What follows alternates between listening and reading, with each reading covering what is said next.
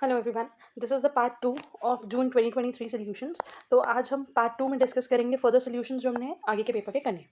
So last part में हमने discuss करा था ग्लूकोजेनिक और कीटोजेनिक के बारे में कि ग्लूकोजेनिक और कीटोजेनिक अमीनो एसिड्स कौन से होते हैं। The next question is describe the synthesis of glutamine from glutamate. तो ग्लूटामेट से ग्लूटामीन कैसे बन रहा है, ठीक है। तो बेटा अगर आप ग्लूटामेट का स्ट्रक्चर देखो तो ग्लूटामेट से ग्लूटामीन बनने का रिएक्शन जो है वो बेसिकली 2 स्टेप्स में हो रहा है। यहाँ पे एंजाइम कौन सा इन्वॉल्व है, ग्लूटामीन सिंथेटेज।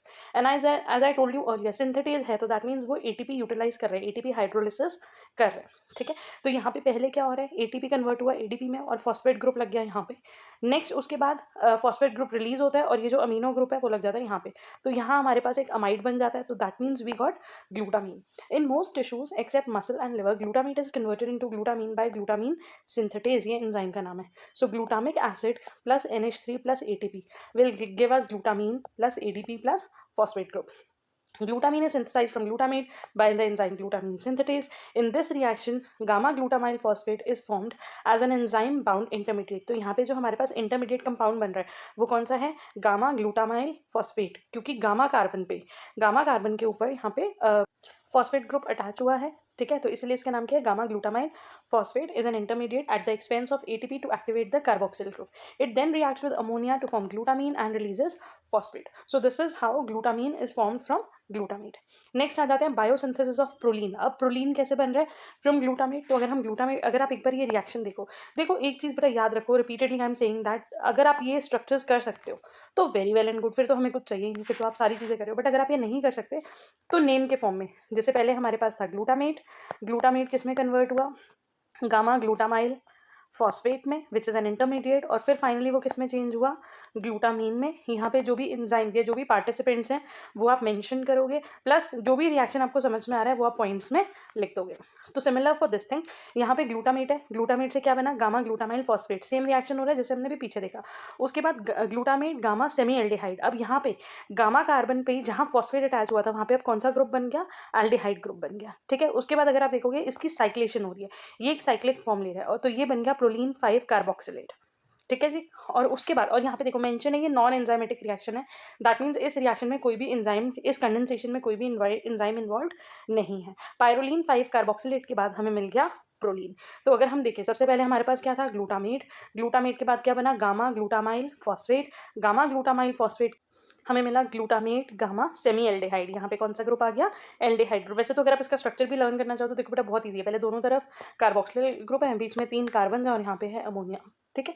उसके बाद ग्लूटामेट सेमी एल्डिहाइड के बाद हमारे पास बना पायरोलीन 5 कार्बोक्सिलेट, मतलब कि एक नॉन एंजाइमेटिक रिएक्शन है जिसमें कंडेंसेशन हो रही है, और ये जो COOH है ये अलग है, ये साइकिल में पार्टिसिपेट नहीं कर रहा।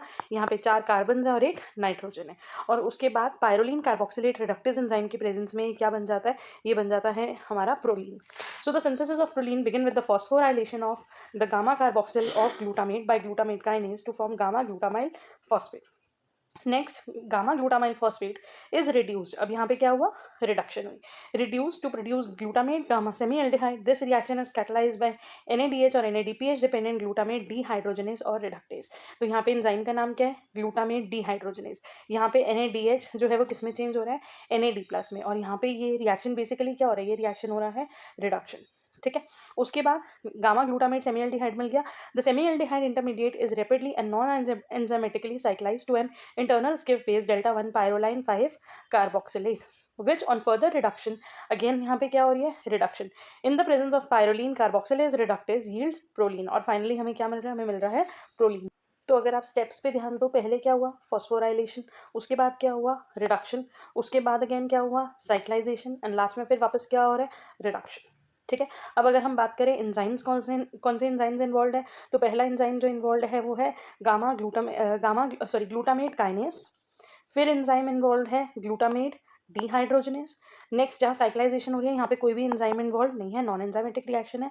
और लास्ट में फिर हमारे पास कौन सा है, पायरोलीन कार्बोक्सिलेट। देखो रिएक्टेंट के बेसिस पे ही नाम रखे हुए हैं, पायरोलीन कार्बोक्सिलेट रिडक्टेज, क्योंकि रिडक्शन हो रही है, ठीक है। So this was about the biosynthesis of proline. The next question is what are polyamines and discuss about them. Polyamines की अगर हम बात करें, पॉली का मतलब क्या होता है, बहुत सारे, और अमीन्स मतलब कि अमीनो ग्रुप या amino acids. Polyamines are biogenic di और ट्राई और tetra amines which are derive from amino acid. तो ऐसे अमीन्स जो 2, 3 या 4 हैं जो कि हमें अमीनो एसिड से मिले हैं। At neutral pH they are covalent polyvalent cations. Normal pH पे ये केटायंस हैं, मतलब कि पॉजिटिवली चार्ज कैरी करते हैं, और पॉलीवेलेंट है मतलब एक से ज़्यादा पॉजिटिव चार्ज हो सकता है। They are bioactive molecules. They are present in all cells, including microorganisms, plants, and animals. Their name are derived from the sources where they are isolated, such as. इसको पढ़ने से पहले बेटर है आप यहाँ पे नाम देख लो, हमारे पास कौन कौन से पॉलीअमीन्स जो है वो present. So this is putrescine, cadaverine, spermidine और स्पर्मीन। ठीक है, इनके स्ट्रक्चर्स लर्न करने इंपॉर्टेंट हैं, क्योंकि in one of the paper only the question of polyamines were from the structures only, कि आपको उनके स्ट्रक्चर्स बनाने हैं। ठीक है, तो ये स्ट्रक्चर है, ये इनका मॉलिक्यूलर फॉर्मूला बोल दो, this is important. So their names are derived from the source from where they are isolated, such as from putrefying meat, जो हमें मीट से मिलता है, जो प्यूट्रीफाई हो रहा होता है मीट, जो डेड डिके हो रहा होता है मीट, हमने उसको नाम दे दिया पुट्रेसिन। डेड ह्यूमन बॉडी से जो मिल रहा होता है कैडबरीन, सीमन से जो मिला उसे बोला स्पर्मीन और स्पर्मिडीन। ठीक है जी। Polyamines are synthesized in most organism from one of the 2 amino acid lysine and arginine. और ये जितने भी पॉलीअमीन्स हैं ये ज़्यादातर या तो लाइसिन से बन रहे हैं या फिर आर्जिनिन से बन रहे हैं। Polyamines are deactivated by oxidative deamination of terminal amino group. अगर इनका टर्मिनल अमीनो ग्रुप को डीएक्टिवेट कर दे, कैसे डीएक्टिवेट करेंगे, ऑक्सीडेटिव डीएमिनेशन कर दें उसकी, मतलब ऑक्सीडेटिवली वो टर्मिनल अमीन ग्रुप अगर हम रिमूव कर दें, डीएमिनेट कर दें, तो ये पॉलीअमीन्स जो है वो डीएक्टिवेट हो जाएंगे। और ऐसे रिएक्शन में कौन सा एंजाइम इन्वॉल्व होता है, पॉलीअमीन ऑक्सीडेजेस। ठीक है जी। उसके बाद आ जाते हैं फंक्शन पे। By virtue of their polybasic character, polybasic अगर आप यहाँ पे देखो एक से ज़्यादा पॉजिटिव चार्जेस हमें दिख रहे हैं। So by the virtue of their polybasic characteristic, they bind with higher affinity to acidic constituents such as negative charge phosphate group on DNA, RNA, phospholipids than other cations. तो ये negatively charged molecules की तरफ इनकी high affinity है because of the polyvalent cationic या polyvalent positive charge. This may facilitate chromatin condensation and maintenance of tertiary structure of macromolecules. अब in DNA और RNA के साथ ये पॉलीअमीन्स इतनी स्ट्रांगली बाइंड कर सकते हैं जिसकी वजह से क्रोमैटिन कंडेंसेशन हो पाती है, या हम टर्शरी स्ट्रक्चर जैसे जो प्रोटीन का टर्शरी स्ट्रक्चर हमें देखने के लिए मिलता है तो वो पॉसिबल है इसी बाइंडिंग की वजह से। Some cyclic AMP dependent protein kinases are stimulated by polyamines. Cyclic AMP second messenger का काम करता है या सेल सिग्नलिंग में हेल्प करता है, तो उस पर डिपेंडेंट जो प्रोटीन काइनेज होते हैं, ठीक है, वो भी किससे स्टिमुलेट होते हैं, पॉलीअमीन से। Polyamines are reported to have a number of physiological effects in plants including regulating their growth and development. So this was basically about the functions of polyamines. Structures polyamine के बहुत important है, इसके 4 example हमने discuss करे थे, putrescine, cadaverine, spermidine और spermine. Next question is describe the biosynthesis of heme in mammals. तो mammals के अंदर जो हीमोग्लोबिन का जो हीम है, क्योंकि हीमोग्लोबिन क्या है, हीम प्लस ग्लोबिन, और ग्लोबिन तो हमें पता है कि ग्लोबुलर प्रोटीन है, तो ये हीम का सिंथेसिस कैसे हो रहा है। The synthesis of all tetrapyroles is initiated with the formation of delta amino levulinate acid, that is delta ALA. तो कोई भी टेट्रापायरोल रिंग जब बनती है, क्योंकि हीम जो है वो बेसिकली 4 पायरोल रिंग से बना हुआ है, उसके लिए ALA का सिंथेसिस होना इंपॉर्टेंट है। तो सबसे पहला स्टेप क्या हो रहा है बेटा, ALA synthesis. In the next stage the cyclic tetrapyrrole is synthesize in a step wise manner. उसके बाद वंस ये ALA फॉर्म हो जाएगा तो साइक्लिक टेट्रापायरोल जो है वो स्टेप वाइज मैनर में सिंथेसाइज होगा। It begin with the condensation of 2 molecules of ALA to form PPG। Now this is important step. ये जो ALA है ये क्या बनाएगा, PPG, दैट इज पोर्फोबिलिनोजन। तो अगर आप यहाँ पे इसका स्ट्रक्चर देखो, ये एक ALA मॉलिक्यूल है, ठीक है, और यहाँ पे दूसरा ALA मॉलिक्यूल है, और ये दोनों मॉलिक्यूल्स एक दूसरे के साथ कंबाइन कर रहे हैं, और कंबाइन होके एंजाइम कौन सा रिस्पॉन्सिबल है, ALA डिहाइड्रेटेज, और क्या बन रहा है, PPG, दैट इज पोर्फोबिलिनोजन। ठीक है, उसके बाद which is a pyrrole derivative by cytosolic porphobilinogen synthase. और in step 3 4 molecules of porphobilinogen are joined in a head to tail condensation to generate a linear tetrapyrrole। अब ये जो porphobilinogen बना था, जो PBG बना था, ऐसे 4 PBG molecules जो हैं वो आपस में मिलके कंडेंस होंगे, हेड टू टेल वो ज्वाइन होंगे, और एक लीनियर टेट्रापायरोल रिंग बनेगी, मतलब 4 पायरोल की लीनियर रिंग बनेगी, जिसको हम बोलते हैं hydroxy methyl villain, that is HMB। A reaction catalyzed by hydroxymethylbilane synthase या PBG deaminase भी हम इसको बोल सकते हैं, या फिर uroporphyrinogen 1 synthase. It is an unusual dipyromethane cofactor covalently linked to the cysteine residue of the enzyme. तो ये जो मॉलिक्यूल है वो एंजाइम के सिस्टीन रेसिड्यू के साथ कनेक्टेड होता है, ठीक है। The condensation of each PBG is accompanied by deamination. जब ये कंडेंसेशन हो रही है, जब PBG पोर्फोबिलिनोजन एक दूसरे के साथ कंबाइन कर रहे हैं, तो हर एक स्टेप के बाद उनमें से अमीनो ग्रुप जो है वो रिलीज आउट हो रहा है। The linear tetrapyrrole is then released and it can spontaneously cyclize to yield uroporphyrinogen. तो बेसिकली जब ये चार PBGs जो है वो लिंक्ड हो जाएंगे उसके बाद एकदम बाद ही ये साइक्लाइज होंगे और साइक्लाइज होके ये क्या बनेंगे यूरोपोरफायरिनोजन, ठीक है, which is not an intermediate of heme, ये हीम मॉलिक्यूल का इंटरमीडिएट नहीं। अगर आप इसका एक बेसिक ओवरव्यू देखो तो हमने सबसे पहले बोला बेटा क्या बनेगा, सबसे पहले बनेगा ALA। ALA जब फॉर्म हो गया तो ALA के बाद हमें क्या मिल रहा है PBG पॉर्फोबिलिनोजन, उसके बाद हमें क्या मिल रहा है यूरोपोरफायरिनोजन, ठीक है। फिर यूरोपोरफायरिनोजन में से डीकार्बोक्सिलेशन होगा और मिलेगा कॉप्रोपोरफायरिनोजन 3, ठीक है। ये मॉलिक्यूल बन जाएगा, अगेन इसमें से डीकार्बोक्सिलेशन हो रहा है और ऑक्सीडेशन हो रहा है और हमें मिल रहा है प्रोटोपोरफायरिनोजन, दिस इज प्रोटोपोरफायरिनोजन। नेक्स्ट क्या फॉर्म हो रहा है प्रोटोपोरफायरिन और उसके बाद फाइनली फॉर्म हो रहा है हीम। तो एक बार दोबारा से देखते हैं, सबसे पहले बना ALA के बाद सेकंड क्या बना PBG के बाद थर्ड मॉलिक्यूल क्या बना यूरोपोरफायरिनोजन, उसके बाद फोर्थ क्या बना कॉप्रोपोरफायरिनोजन, फिफ्थ मॉलिक्यूल कौन सा बना प्रोटोपोरफायरिनोजन, सिक्स्थ मॉलिक्यूल कौन सा बना प्रोटोपोरफायरिन और फाइनली सेवन्थ मॉलिक्यूल कौन सा बना हीम। तो this was the basic biosynthesis of heme. और इसका अगर आप देखो तो ये जितना पार्ट है, ये जो साइकिल्स हैं, ये हमारी हो रही है कहाँ पे माइटोकॉन्ड्रिया में, वेयर एज PBG जब कन्वर्ट होता है यूरोपोरफायरिनोजन में और यूरोपोरफायरिनोजन जब कन्वर्ट होता है कॉप्रोपोरफायरिनोजन में, इतना जो पार्ट है that is taking place in cytosol. So let us come back to the explanation again. Yes, linear tetrapyrrole is released. It is spontaneously cyclized to form uroporphyrinogen, which is not an intermediate of heme. तो यहाँ पे अगर हम देखें जो हमारे पास linear tetrapyrrole था वो cyclize हुआ, ठीक है, ये cyclize होके क्या बन गया uroporphyrinogen. In the presence of uroporphyrinogen 1 synthase and uroporphyrinogen 3 co-synthase, the linear tetrapyrrole undergoes an alternate fate and form uroporphyrinogen 3. The reaction involves isomerization of ring B followed by ring closure. तो यहाँ पे isomerization हो रहा है और ring closure हो रही है. Uroporphyrinogen 3 is also the key intermediate of bacterial synthesis of vitamin B12. ये जो है vitamin B12 में भी involved होता है और उसमें ये main intermediate है bacterial cells के लिए, and that of many plant tetrapyrroles including chlorophyll. The porphyrin skeleton is now ready. Further, uroporphyrinogen 3 is converted to protoporphyrin 9 before incorporation of ferrous ion. तो ferrous ion आने से पहले uroporphyrinogen 3 जो है वो किसके अंदर कन्वर्ट हो रहा है, वो कन्वर्ट हो रहा है प्रोटोपोरफायरिनोजन 3 के अंदर, ठीक है जी। और जब ये प्रोटोपोरफायरिनोजन 3 बन जाएगा उसके बाद यहाँ पे आयरन मॉलिक्यूल जो है वो ऐड होगा। So in step 5, uroporphyrinogen decarboxylase convert uroporphyrinogen 1 and 3 to coproporphyrinogen. तो जो uroporphyrinogen बना था वो किस में चेंज हुआ coproporphyrinogen में, और यहाँ पे जो एंजाइम है वो कौन सा है uroporphyrinogen decarboxylase, क्योंकि यहाँ पे decarboxylation हो रही है। In this reaction all 4 acetate subsequents are now methyl groups.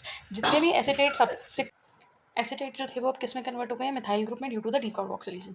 Eight this stage only coproporphyrinogen is important to the mitochondria for further processing.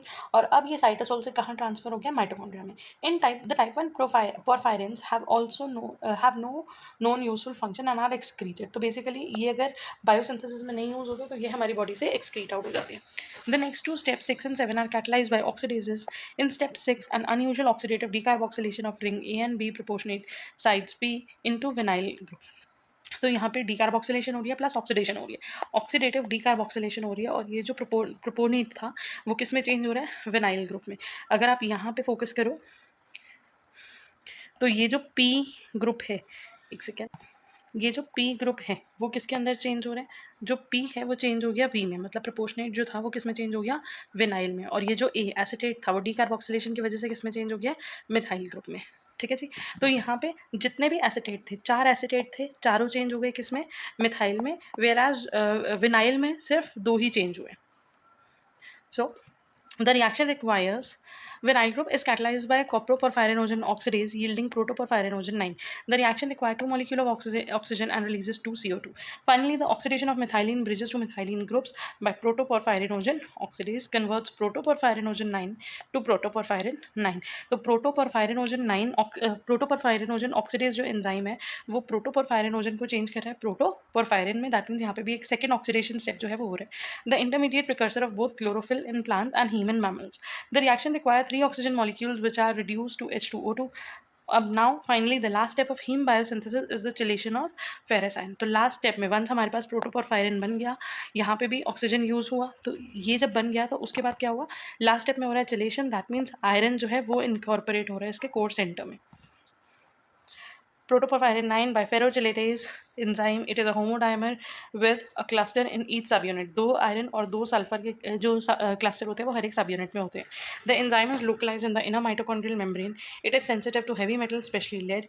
Heme is a prosthetic group of several protein enzymes such as hemoglobin, myoglobin, catalase, peroxidase, and cytochromes. So this is how heme is getting synthesized in mammals. तो पहले बना ALA. ALA के बाद porphobilinogen. Next is uroporphyrinogen. Next coproporphyrinogen. Next protoporphyrinogen. Then protoporphyrin, and then finally heme.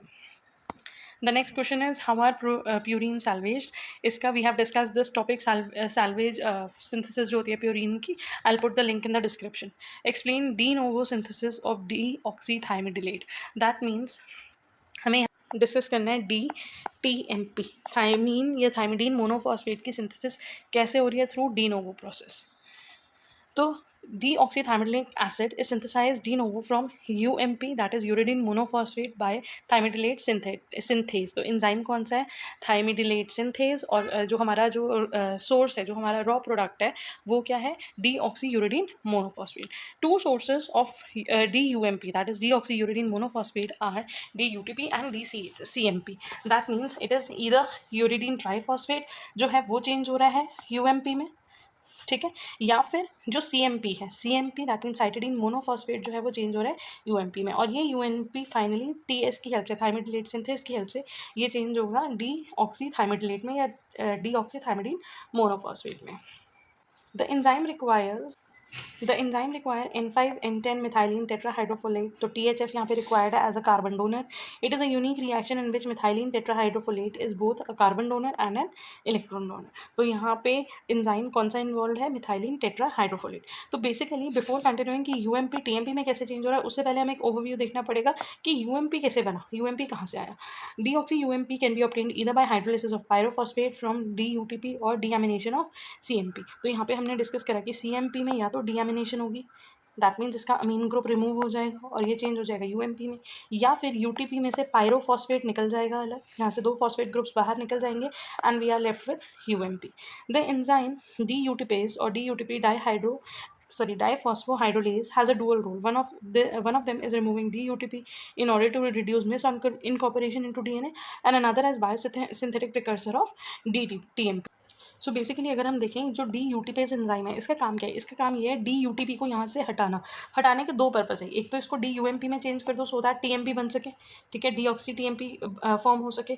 और दूसरा purpose ये है DUTP को हटाना ज़रूरी इसलिए है ताकि वो DNA के अंदर अननेसेसरी इनकॉर्पोरेशन ना करे, ठीक है जी. तो यहाँ पे DUTP हाइड्रोलाइज होगा, क्या बन जाएगा? DUMP और पायरोफॉस्फेट रिलीज हो जाएगा. सो दिस इज हाउ UTP से UMP बन रहा है बाय द एंजाइम DUTPase. उसके बाद CMP डीएमिनेज, क्योंकि यहाँ पे डीएमिनेशन रिएक्शन हो रहा है, अमीन ग्रुप रिमूव हो रहा है, तो एंजाइम कौन सा है? Deaminase is the major source of deoxyuridine monophosphate in mammalian cells, yeast and even phages like T2. The methylation of DUMP to DTMP is catalysed by thymidylate synthase. And finally last step के अंदर क्या होगा? यहाँ पे इस step में होगा methylation, मतलब कि मिथाइल ग्रुप ऐड हो जाएगा. तो यहाँ पे हाइड्रोलिसिस हो रहा था, पायरोफॉस्फेट रिलीज हो रहा था, यहाँ पे डीएमिनेशन हो रहा था, UMP बन गया, UMP में मिथाइलेशन होगा और क्या बन जाएगा? TMP. It is highly conserve 65 kilodalton homodimeric protein. The enzyme require N5 N10 methylene tetrahydrofolate as C1 donor. तो ये जो एंजाइम TS है, थायमिडिलेट सिंथेज है, इसको कार्बन डोनर के लिए यहाँ पे एंजाइम के साथ क्या चीज़ अटैच्ड है? Methylene tetrahydrofolate. It is a unique reaction in which methylene tetrahydrofolate is both a carbon donor and an electron donor. Therefore, after every reaction there is a need to regenerate THF. तो यहाँ पे क्योंकि tetrahydrofolate की requirement है, तो जब वो utilise हो रहा है, उसका मिथाइलिन ग्रुप जो है वो रिड्यूस हो रहा है मिथाइल में, तो वापस उसको रीजनरेट करना भी इंपॉर्टेंट है before it can participate in follow dependent reaction including DMP synthesis. तो अगर आप यहाँ पे देखो UMP चेंज हो रहा है TMP में, कैसे? एंजाइम कौन सा? TS thymidylate synthase. अब यहाँ पे इस एंजाइम को क्या रिक्वायर्ड है? N5 N10 methylene tetrahydrofolate. ये चेंज हो जाएगा, कन्वर्ट हो जाएगा किस में? डाईहाइड्रोफोलेट में. और ज़रूरी है वापस इस एंजाइम का रिसाइकिल होना, तभी ये रिएक्शन जो है वो कैरी फॉरवर्ड होता रहेगा. तो इसके रीजनरेशन का अलग से एक साइकिल चल रहा होता है जिसमें डाईहाइड्रोफोलेट से बनेगा टेट्राहाइड्रोफोलेट और टेट्राहाइड्रोफोलेट से बनेगा N5 N10 methylene tetrahydrofolate. So this is how de novo synthesis of thymidine monophosphate takes place. The next thing is enlist two inhibitors of nucleotide synthesis, their mechanism of action, enzyme inhibited and use in medicine. तो nucleotide synthesis, हमने nucleotide synthesis के बारे में मैंने एक अलग से lecture video भी बनाया था, उसमें हमने पढ़ा था कि न्यूक्लियोटाइड सिंथेसिस जो होता है, वेदर इट इज़ प्यूरिन और इट इज़ पायरिमिडीन, तो बेसिकली दो स्टेप्स होते हैं, डी नोवो सिंथेसिस और सैल्वेज पाथवे। ठीक है, इन दोनों में किसी भी पाथवे को इनहिबिट करना हो, पाथवे को इनहिबिट करने के लिए मीन क्या होगा, उसके एंजाइम इनहिबिटर्स होंगे।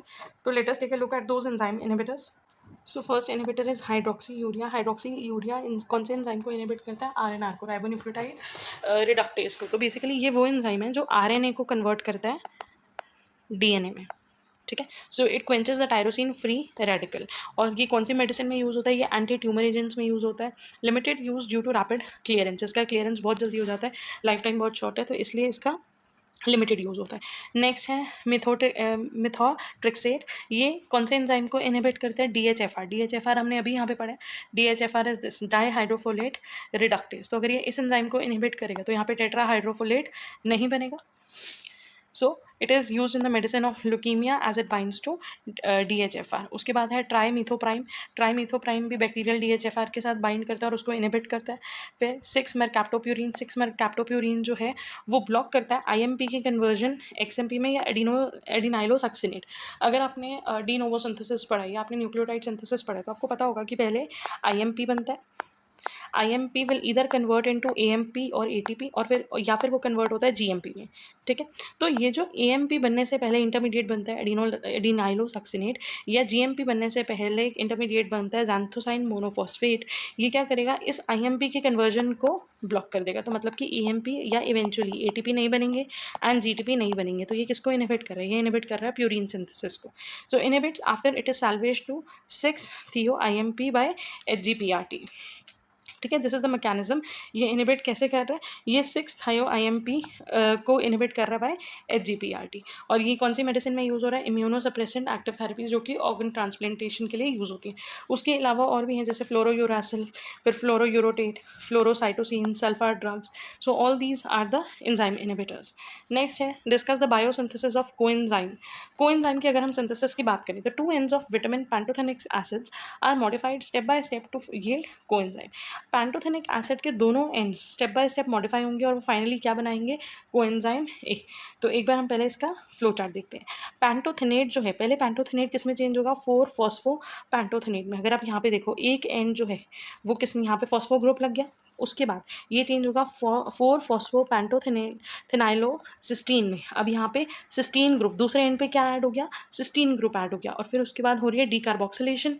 तो डीकार्बोक्सिलेशन होने के बाद ये जो 4-फॉस्फोपैंटोथेनाइलोसिस्टीन था ये कन्वर्ट हो गया 4-फॉस्फोपैंटोथेनिन में, क्योंकि यहाँ पे जो CO2 ग्रुप आया था, ठीक है, ये वाला CO2 यहाँ से रिलीज हो गया। तो अब हमारे पास बचा इस एंड पे फॉस्फो है और इस एंड पे हमारे पास थायोल ग्रुप है, तो 4-फॉस्फोपैंटोथीन।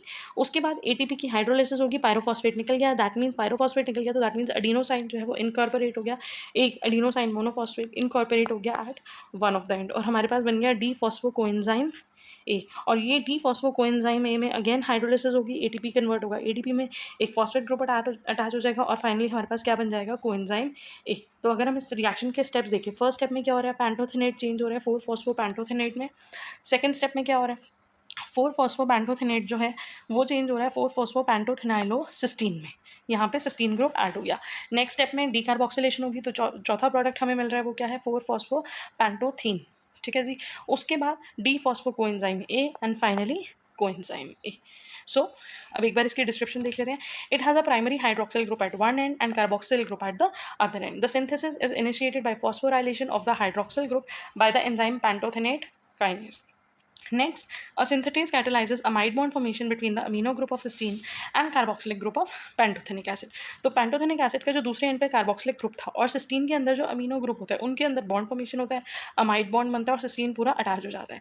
उसके बाद the cysteine is decarboxylated, cysteine decarboxylate होता है और क्या प्रोडक्ट बनता है, phosphopantetheine, which is converted to coenzyme A in 2 steps. Firstly, AMP is transferred from ATP to the phosphorylated end. जो phosphorylated end था वहाँ पे AMP आ गया।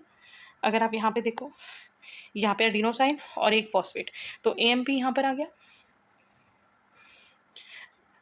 एंड ऑफ द 4' फॉस्फोपेंटोथिनीन और क्या बना, डी फॉस्फो कोएंजाइम ए। और लास्ट में phosphorylation of 3' OH of AMP yielding coenzyme A. Last step में जो थर्ड प्राइम पोजीशन थी, जो हाइड्रोक्सिल ग्रुप था, वहाँ पे फॉस्फोराइलेशन होती है और हमें क्या मिल जाता है, coenzyme A, which is essentially 4' phosphopentene linked to adenosine 3,5 diphosphate. So this is how coenzyme A is formed. तो यहाँ पे again I told you structures difficult हो तो नाम, एंजाइम और रिएक्शन का name, what is happening, who all are participating, वो लिखना इंपॉर्टेंट है।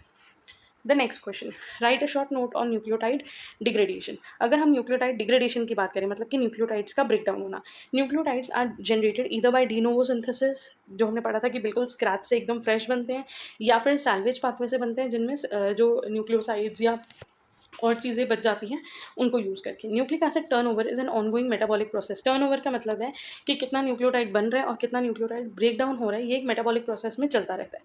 Most nucleic acid in the cells are associated with proteins which are dissociated prior to degradation. Cell के अंदर बहुत सारे न्यूक्लिक एसिड जो होते हैं वो प्रोटीन के साथ एसोसिएटेड होते हैं, जैसे कि डीएनए न्यूक्लिक एसिड है, लेकिन डीएनए को बाइंड करने के लिए बहुत सारे प्रोटीन, हिस्टोन्स वगैरह वहाँ पे ज़रूरी हैं, लगे हुए हैं। तो अगर उन न्यूक्लिक एसिड को ब्रेक करना है, उससे पहले उन प्रोटीन्स को वहाँ से हटाना होगा, डिसोशिएट करना होगा। In all organism separate pathway exists for purine and pyrimidine nucleotide. Dietary nucleic acids survive the low pH in the stomach. They are degraded mainly in the intestine by pancreatic nucleases. जो भी हम food ले रहे हैं, food के अंदर जो भी डीएनए या आरएनए हम इनगल्फ कर रहे हैं, वो मेनली ब्रेकडाउन कैसे होता है, पैनक्रियाटिक एंजाइम से। पैनक्रियाटिक एंजाइम के अंदर जो न्यूक्लिएसेस होते हैं वो उसको ब्रेक डाउन करते हैं, या फिर इंटेस्टाइनल फॉस्फोडाइएस्टरेसेस, इंटेस्टाइन के अंदर जो फॉस्फोडाइएस्टरेसेस है जो फॉस्फेट ग्रुप को ब्रेक करते हैं। These enzymes help in breaking phosphodiester bond linking nucleotides and nucleic acid. The nucleotide release bear a net negative charge. अब ये जो न्यूक्लियोटाइड रिलीज हुए, इनके ऊपर मेनली कौन सा चार्ज है, negative charge. So they are unable to pass through the cell membrane, क्योंकि सेल मेम्ब्रेन का जो स्ट्रक्चर आपको पता है वो बायोलिपिड लेयर है, तो वो आयनिक मॉलिक्यूल्स को अलाउ नहीं करती पास करने के लिए। Therefore they are hydrolysed to nucleosides by a group of specific न्यूक्लियोटाइडेजेस।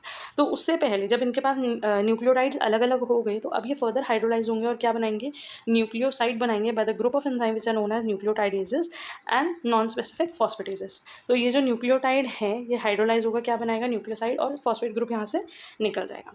अब ये जो न्यूक्लियोसाइड्स हैं ये फर्दर कैसे ब्रेक होंगे, ये एब्जॉर्ब होंगे। Nucleosides are either directly absorb by the intestinal mucosa और further degraded to free bases and ribose और ribose 1 phosphate through the action of nucleosidases और न्यूक्लियोसाइड फॉस्फोराइलेज रिस्पेक्टिवली। तो ये जो न्यूक्लियोसाइड है या तो वो पूरे तरीके से ब्रेक डाउन हो जाएंगे, क्या बनाएंगे, बेस और राइबोस, या फिर वो बनाएंगे बेस और राइबोस 1 फॉस्फेट। और इन दोनों रिएक्शन में अगर ये बेस और राइबोस में चेंज हो रहे हैं तो एंजाइम इन्वॉल्व है न्यूक्लियोसाइडेज। अगर राइबोस 1 फॉस्फेट बन रहा है तो एंजाइम रिस्पॉन्सिबल है nucleoside phosphorylase.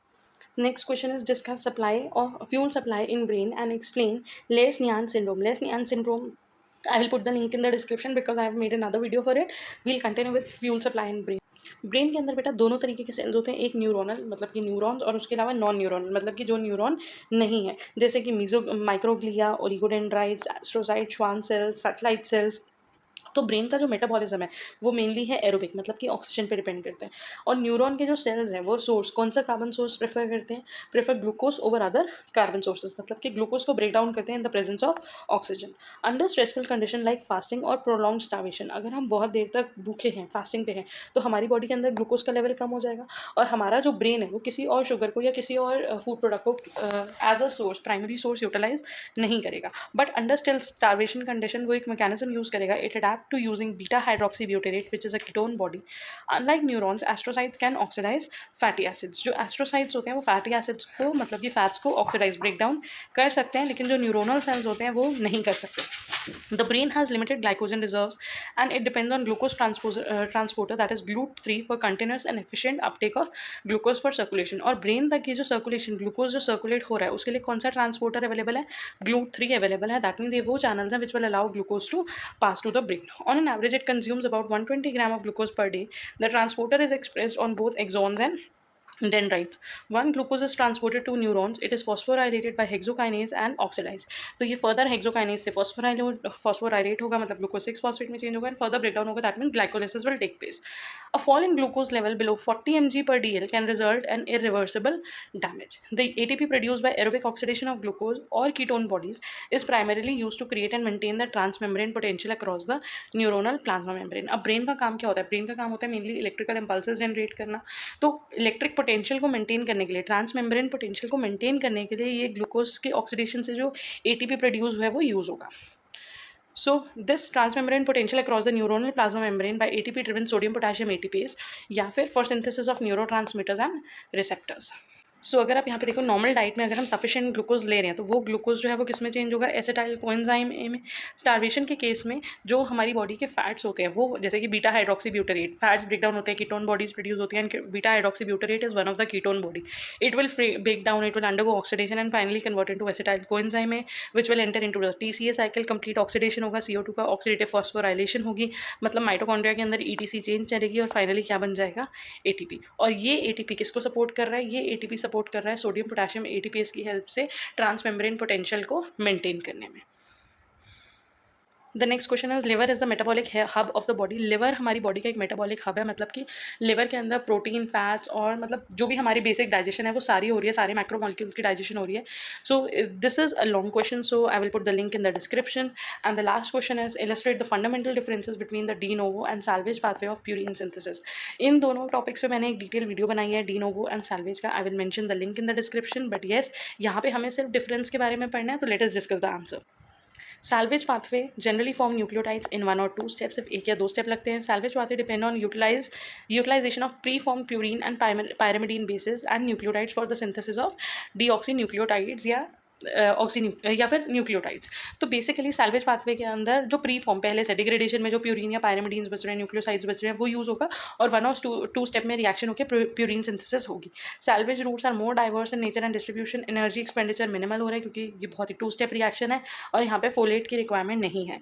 Where as de novo pathway की बात करें तो ये एक मल्टी स्टेप प्रोसेस है। इसमें पहले IMP बनते हैं, आयोनोसिन मोनोफॉस्फेट बनता है और फिर वो बाद में चेंज होता है AMP में या GMP में। सो it is a multi step sequences that result in complex end products starting from simple precursors. Free bases and their corresponding nucleosides do not participate as intermediate. De novo route are virtually the same in all organisms. Since it is a long step, it is a long sequence of process, so it requires more energy for assembly of nucleotides purine than pyrimidines. And यहाँ पे folate required नहीं था, लेकिन यहाँ पे tetrahydrofolate जो है वो required है as the one carbon donor in 1 or more steps. So with this we are done with June 23 paper. So thank you for watching. Keep studying. All the best.